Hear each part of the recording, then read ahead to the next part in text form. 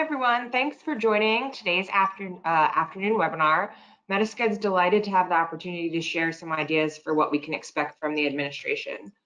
So here at MediSked, we've been committed for the last 18 years to delivering innovative and holistic software solutions that improve lives, drive efficiencies, and generate innovations for the human service organizations that support our communities. I'm really excited to introduce our colleague, JoAnn Lamphere. JoAnn has quite an impressive and lengthy bio that qualify her to speak as an authority on this issue, but she most recently served as the former Deputy Commissioner of Person-Centered Supports at the New York State Office for People with Developmental Disabilities. So I'll turn it over to JoAnn now to get started. Thank you, Linda, for that kind introduction. What a year this has been. The scourge of the pandemic has harmed people we serve and love. It has impacted our agencies, our staff, our operations, our finances. So what in the world can we look forward to this upcoming year and in the years ahead? We compiled this discussion to give you some hope about the future.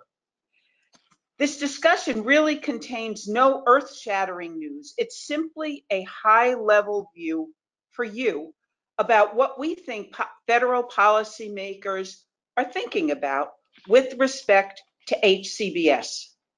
I should clarify that our discussion focuses on HCBS, home and community-based services, broadly, not solely the 1915C waivers that are familiar to you as they govern many states' programs for people with intellectual and developmental disabilities.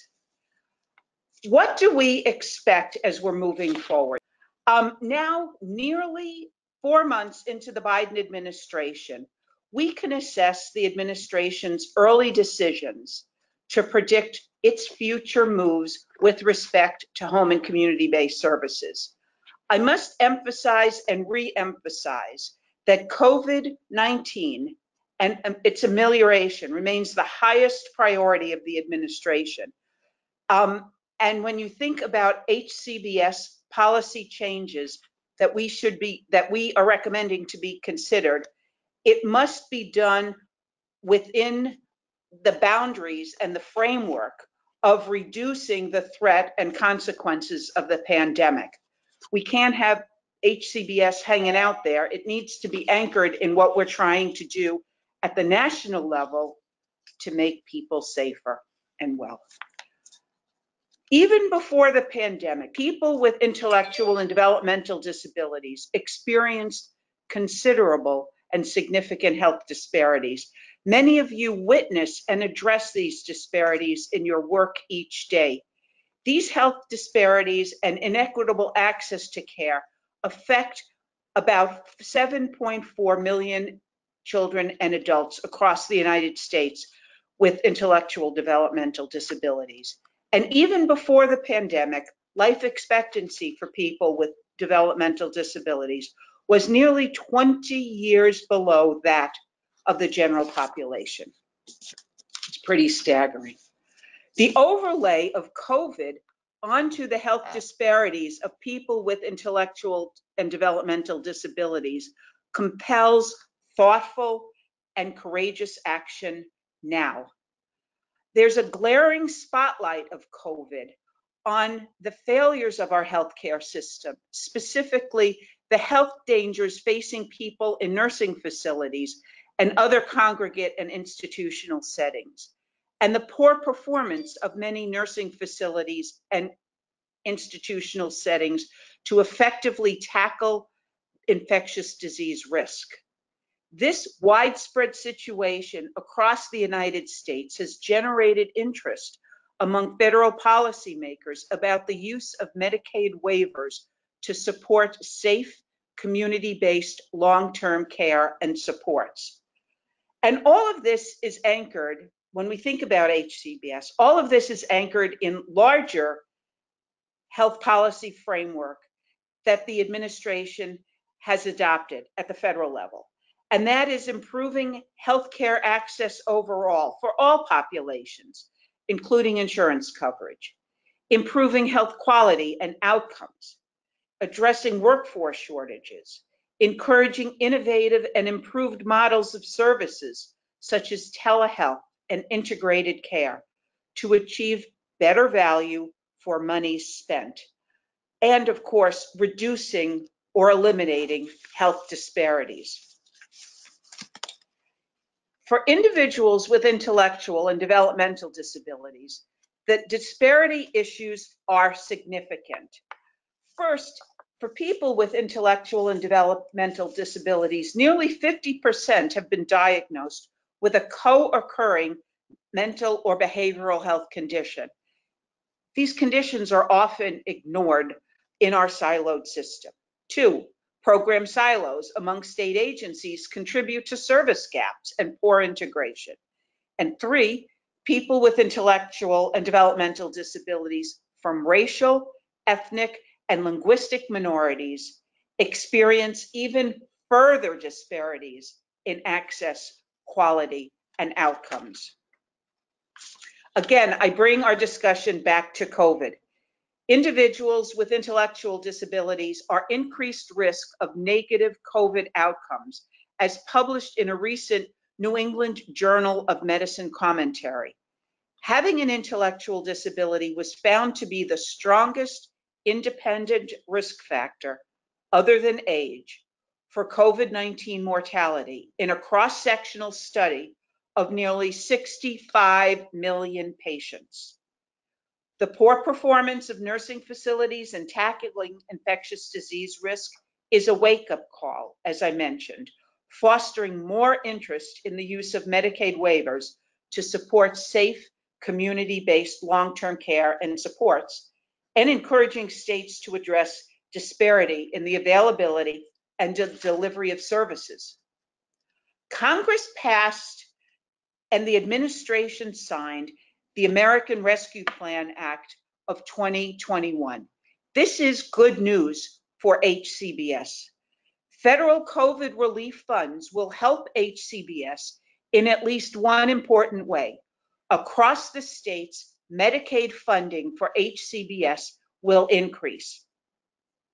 The $1.9 trillion COVID relief package provides a 10% increase in federal matching funds for Medicaid HCBS.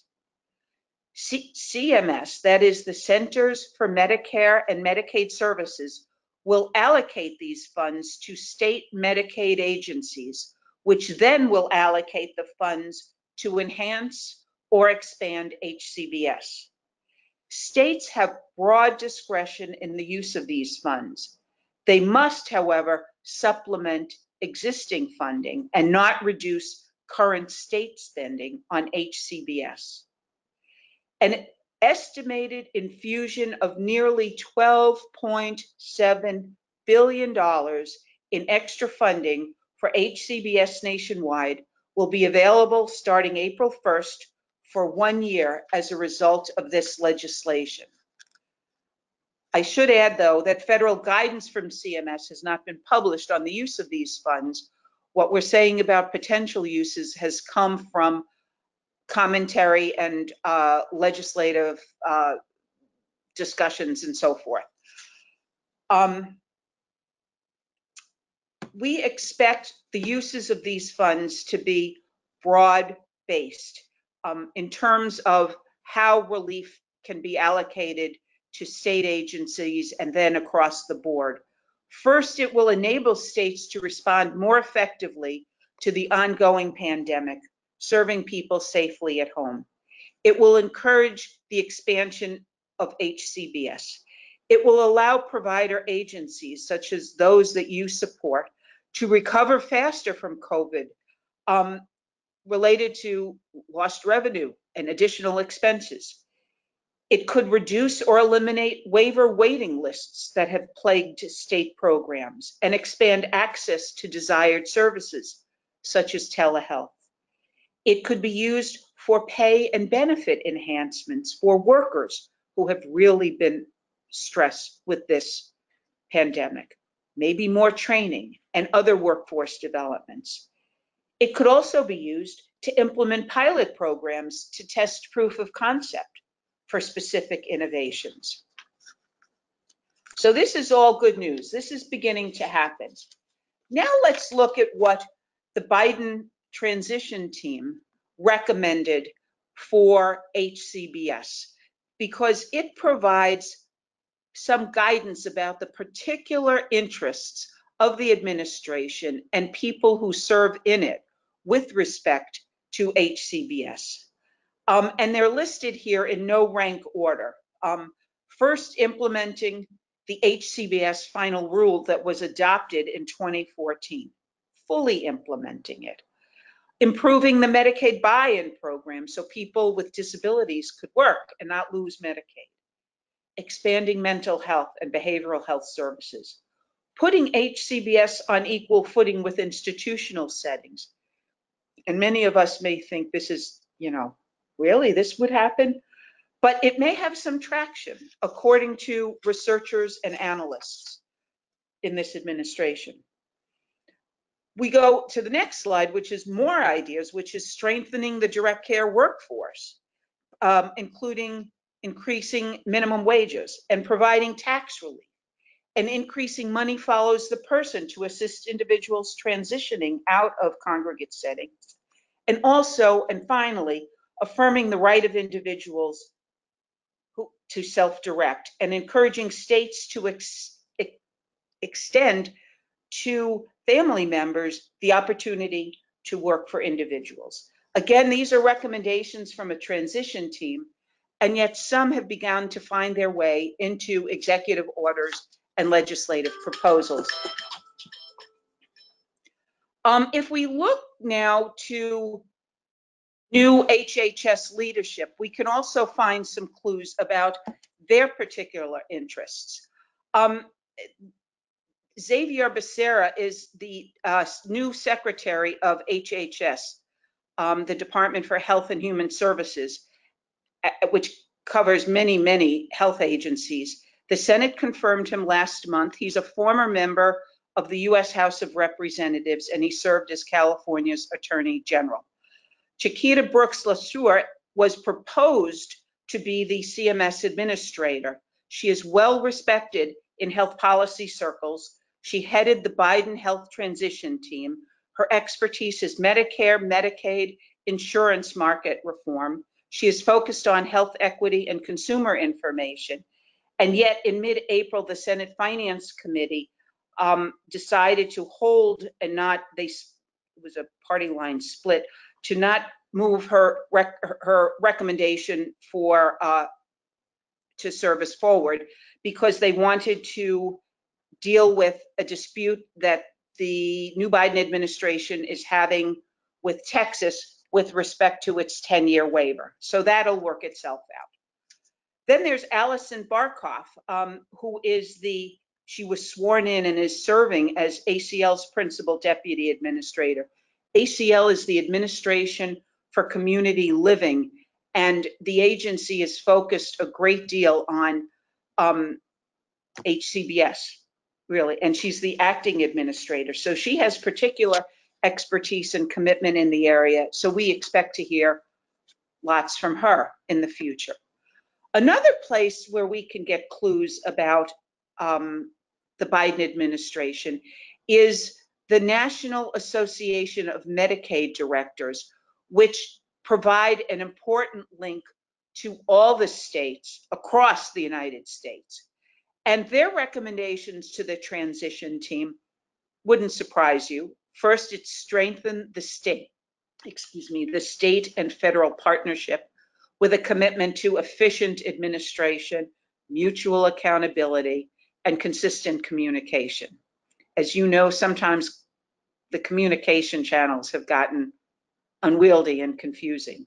Another is to advance equity in the Medicaid program and provide better care to underserved populations, including those receiving long-term services and supports.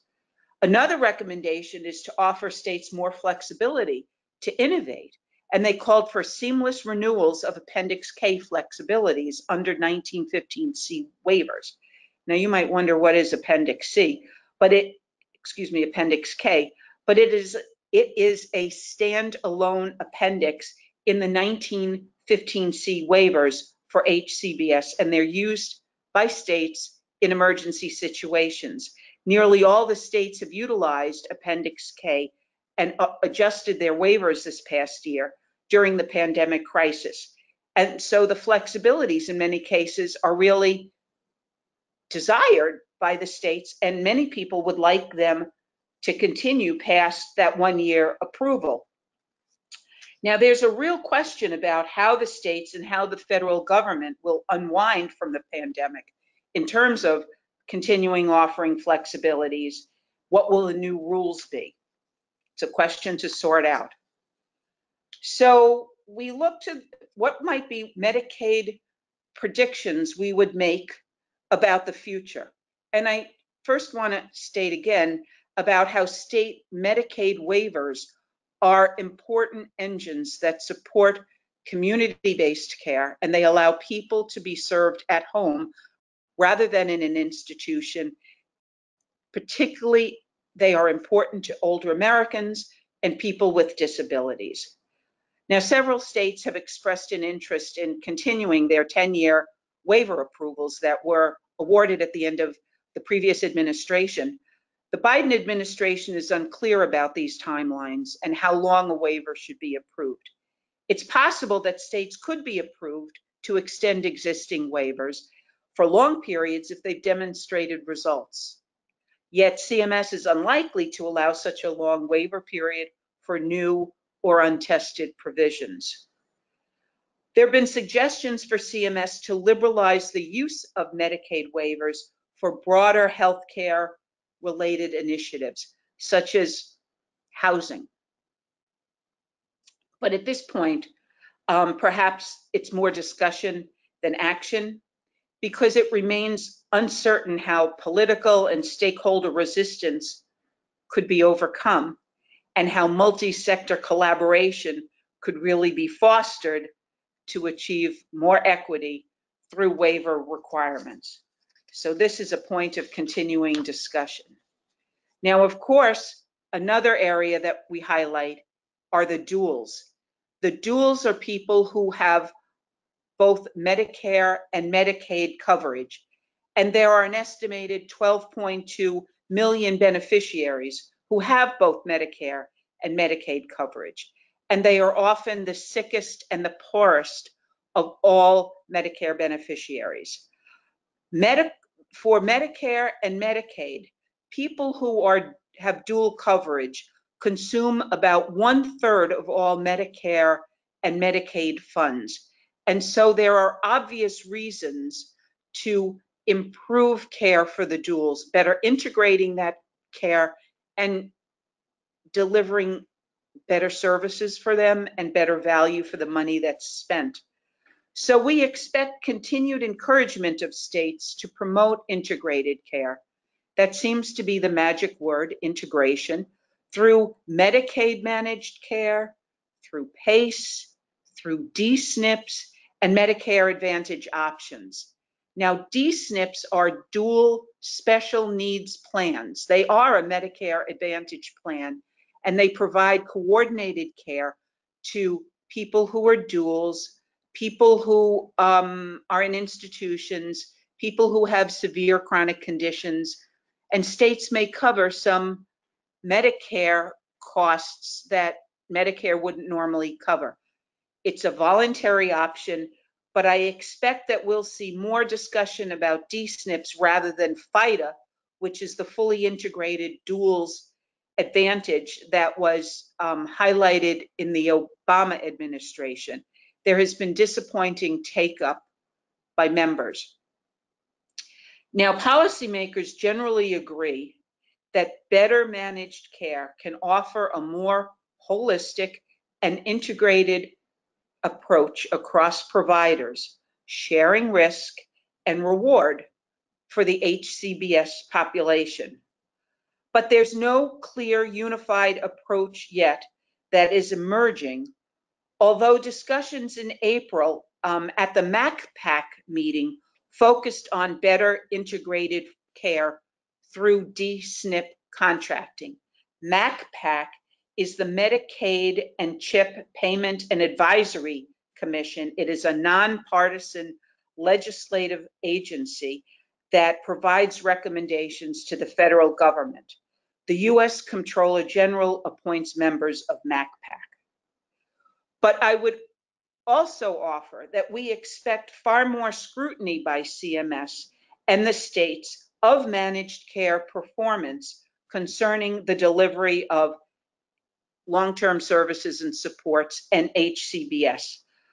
I'm thinking about areas such as overseeing contract performance, as many states have not achieved specific quality measures that they set out that they would do, such as the length of time that's required, that's allowed for an individual's assessment, plan of care, and so forth. Now, associations and policy experts, advocacy groups, and families and providers have all been busy formulating ideas about how HCBS can be strengthened through legislation and policymakers. The outpouring of ideas are sometimes inconsistent or not immediately achievable, yet these ideas might find their way into Senate and congressional committee offices too for consideration. But yet we have a poll that we would like to offer you. First, what do you think is the most important area for the federal government to consider as it seeks to improve Medicaid HCBS waivers? Oh, we have here, this is important information. By far, your response is address the DSP, the direct service provider workforce crisis. And then the secondary area is eliminate waiting lists. Third is expand service options. Fourth, expand self-direction. Fifth is streamline administration. Well, this is really interesting considering some of the other areas that have been recommended for CMS attention. And the first, and here again, it's in no rank order, overcoming the digital divide. It's an area of increased urgency to help people bridge this divide. There's been a huge increase in the use of telemedicine and telehealth during the pandemic. And this technology has expanded care to millions and increased independence for people with intellectual and developmental disabilities. But there's still a significant, and there's, it's expanded for primary care. People who are at home or living in group homes can get primary care through telehealth, and it can avoid unnecessary emergency room visits, which have been quite risky in many places, especially during COVID. However, people need skills and they need resources to go online. And there's still a significant need for person-centered technology support, dependable internet access, and funds for laptops and other devices for people served by HCBS programs. Another area of great concern is the increased emphasis on data sharing and quality monitoring. This past year has been marked with inconsistent and incomplete data reporting about COVID. People are shocked. What are trusted facts? What is fake news? Public officials and providers are also frustrated because one state and one program counts things in one way and another state counts it differently. So it's very hard to find patterns or interpret data when every state and program is using different definitions. There's also going to be increased attention paid to data sharing. How does one agency or program share data with another? What kind of controls and privacy actions are enacted? Quality monitoring, infectious disease control. And post-COVID, there needs to be an emphasis on reducing agency, program, and data silos, which are horrendous in many places, aligning federal and state systems and expectation, and enhancing states' critical incidents reporting to protect the health and welfare of Medicaid beneficiaries receiving waiver services. Another is addressing the workforce crisis. Now, sometimes we call people direct service providers, sometimes they're direct care professionals, whatever. There's a huge crisis and you're all experiencing it. Stakeholders continue to advocate for improved wages and benefits, tackle staff turnover, direct care worker shortages, and uneven service quality. And all of this might be difficult with uncertainty about raising the minimum wage at the federal level. Are there other options that we can consider in the absence of an improvement in the federal wage level? There's a wide consensus that HCBS providers are facing critical shortage, and you've all reinforced that. But there's no consensus on who should pay for these improvements. So without federal action, many providers are themselves tackling this crisis as they see the quality impact of retaining good staff, such as reduced mortality. There's increasing evidence about that. So providers are trying to find ways that they can tackle this crisis, but more money is needed, obviously. Another is the emphasis on self-direction at the federal level. It's considered an important option for individuals receiving HCBS, yet states are very uneven in their promotion of this option. We know that self-direction is most effective when there are robust supports behind people in helping them manage their plans and services. And we know that state waiver language and managed care contracts will increasingly be reviewed to determine best practices for attaining robust self-directed supports and services. There are many other policy areas the Biden administration is expected to tackle, and there are too many to fully explore today. Rebalancing remains a very important concern for many people because the distribution of community-based versus institutional settings varies widely state by state, and is even within a state, it varies widely depending on the population served. Another area of concern will in-home caregiving be part of infrastructure proposals that are considered by Congress? There's considerable debate right now about caregiving and the affordable caregiving infrastructure. The administration proposed allotting $400 billion of its infrastructure proposal to caregiving. We expect in the next few months, over the summer, probably into the fall, this infrastructure proposal will be debated and significantly modified. There's also financing reform, because as the nation recovers from COVID, there's increased pressure within CMS and other agencies and among state and national officials to better manage Medicaid and other health payer costs, such as Medicare and commercial payers, to achieve higher value for public funds that are being expended. Yet there's no consensus about what these financing reforms should look like or how it can be achieved.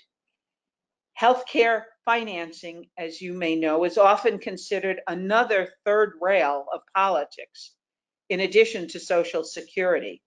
So we expect lots of talk, but no immediate action. So the federal landscape will be shaped by a proactive executive branch and a narrowly divided Senate and House. At the state level, Republicans control 28 governorships and Democrats control 22 governorships. And we expect that the federal government will work with interested states to test out promising ideas for improving the lives of people with intellectual and developmental disabilities and chronic conditions, as well as their families. Please, if you want to know more about some of these issues that we've talked about, check out the paper that is highlighted on this screen, What is the Future for Medicaid HCBS Waivers as a New Federal Administration Takes Shape. And please keep an eye on your email. You can send you the paper, we'll send you the PowerPoint deck. And also keep an eye open for May 26th, because and sign up, because there is going to be another webinar on interoperability. We're calling it Interoperability 101, and it promises to be very, very interesting for non-techie people, how interoperability works and the importance of interoperability as we manage the agencies that we serve. So thank you. Thank you for joining us. Do you have questions that we can answer?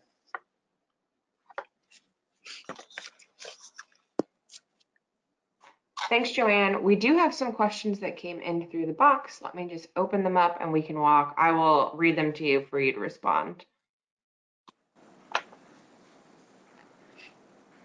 Okay, what is your take on HCBS and how it conflicts with 14C certificates, sub-minimum wage / sheltered workshops?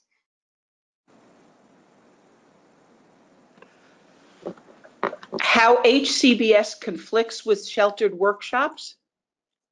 I guess I would say the previous administrations, going back several years, have worked to reduce the idea of, quote, sheltered workshops and offer individuals different options rather than sheltered workshops. They would be options to help people achieve or attain employability, to offer supports for people who may be seeking to be employed. But the idea of promoting sheltered workshops is not something that I'm seeing or reading anything about. We also, JoAnn, we're going to be launching a MediSked podcast before the end of the month. And one of our speakers, one of our podcast hosts for one of the episodes is Dr. Tom Pomerantz. And so he actually is speaking directly to this topic about trying to find more community-based supports rather than things like sheltered workshops, because it's obviously a huge issue and transition that's happening right now and has been happening. So we, if you signed up for this webinar, you'll probably be getting emails about the podcast, and there's some more information about that within that as well. And there's also going to be a video on YouTube about it that we'll be putting out as well. Let's see, another question. Oh, this one was answered and you had said, but our presentation is going to be emailed to all the attendees along with the PDF of the white paper.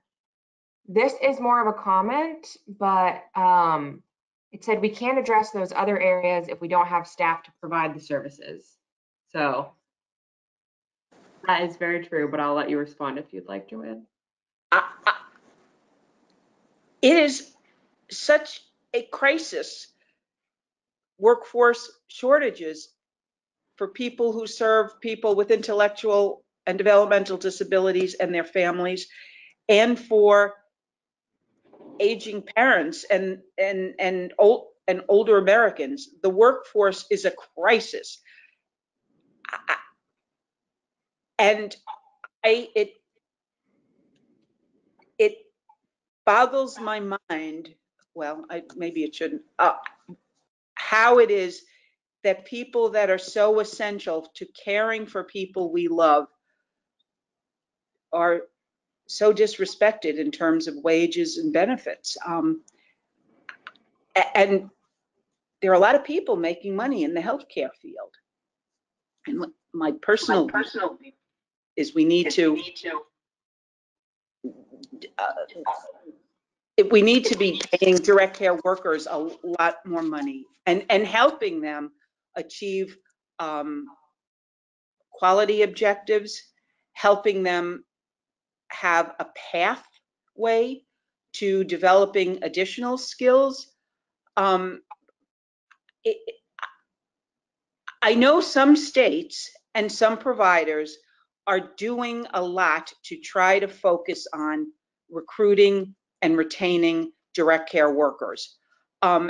Anchor has done a lot, and I would encourage folks to look at those resources and try to take those resources either within their state or larger associations and see how they might be able to be applied.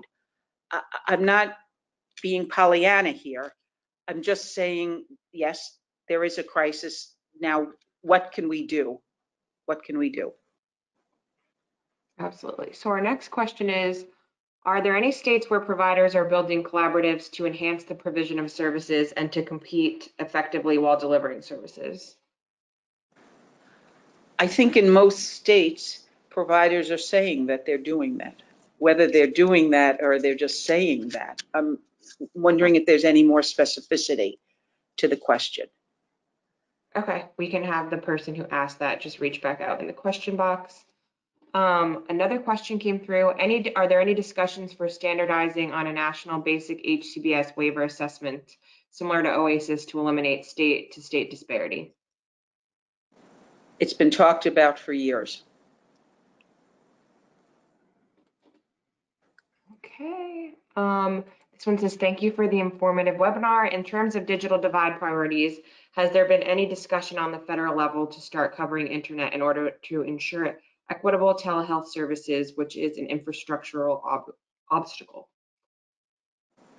If my recollection is correct, that is part of the administration's infrastructure bill or proposal. There are many areas for that infrastructure. It's not just roads and bridges.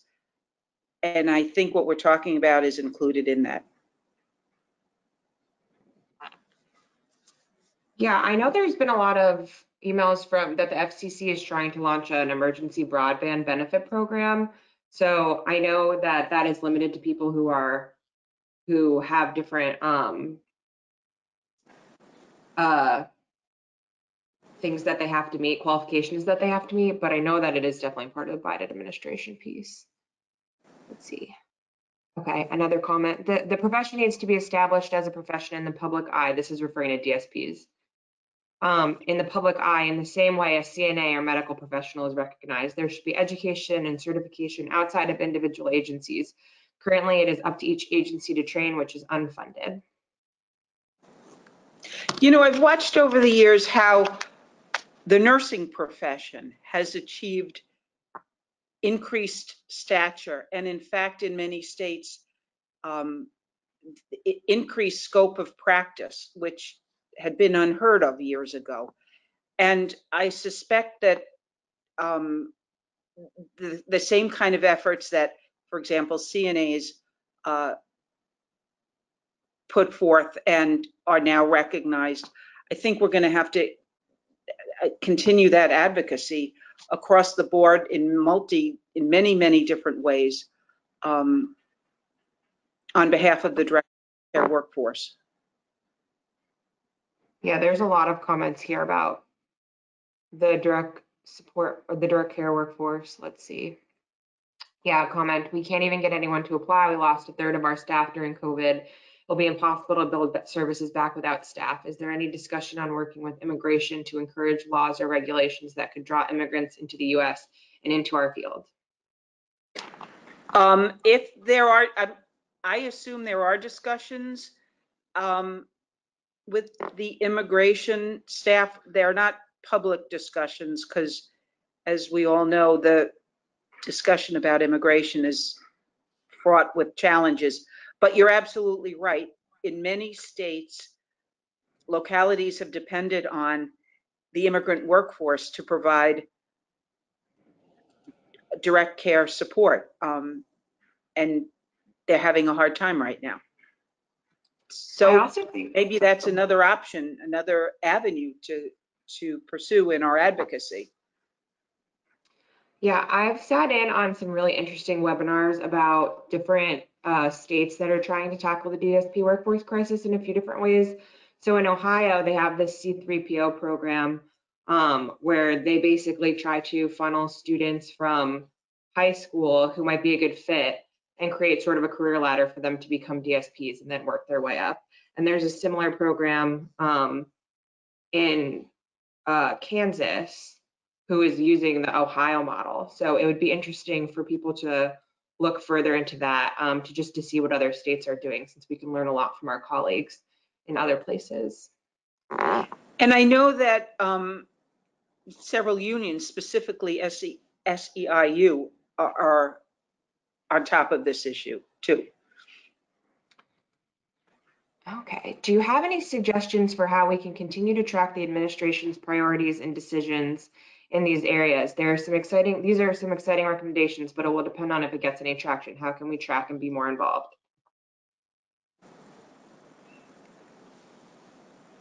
Use the association and other associations to track. We could certainly set up. I'm seeing this. You could set up a whole list of areas for action, and then do like a red, yellow, or green, and update it periodically, and then share that amongst us, if that would be helpful. Okay, I think that looks like, oh, here, the follow-up about the collaboration ventures is the question was asking, I'm worried that our agency won't survive managed care performance standards since we're so small. That's the question on collaboration ventures. Your agency might be small. I'm not sure in what specific state you're working, but in many of the states where I've served or worked in one capacity or another, the managed care organizations really need you because you have expertise, specialized expertise that they don't have and they don't want to build. They need you. And in terms of performance standards, many of the wiser managed care organizations have figured out how to bring smaller community-based agencies into the fold and maybe have a different or an easier set of requirements. I know that organizations such as N4A, which is an aging advocacy group, has done a lot of work on business capacity, developing the business capacity of community-based agencies. And I know that that's also going on in the disability community. And so there are resources to help in getting you prepared for either that conversation or that negotiation. Awesome. Well, it looks like that was all of our questions. Also, to address the question about tracking the administration priority areas, we'll also be tracking them at MediSked, and JoAnn will likely be putting out blog posts and information through our website about some of these things as well. There was another question about sending out information about the podcast, which we will absolutely do now that you've signed up for this webinar. You'll be added to that email list where you'll be getting updates about different content that we're putting out. So you guys can just stay tuned. We'll be tracking everything really closely to see what comes down the pipeline with the new administration. But thank you so much, JoAnn, for sharing all this really wonderful information. I guess now it's just a wait and see and continue to advocate for the different important areas that need to be considered from CMS leadership. And yeah, we'll see what happens. Thank you so much.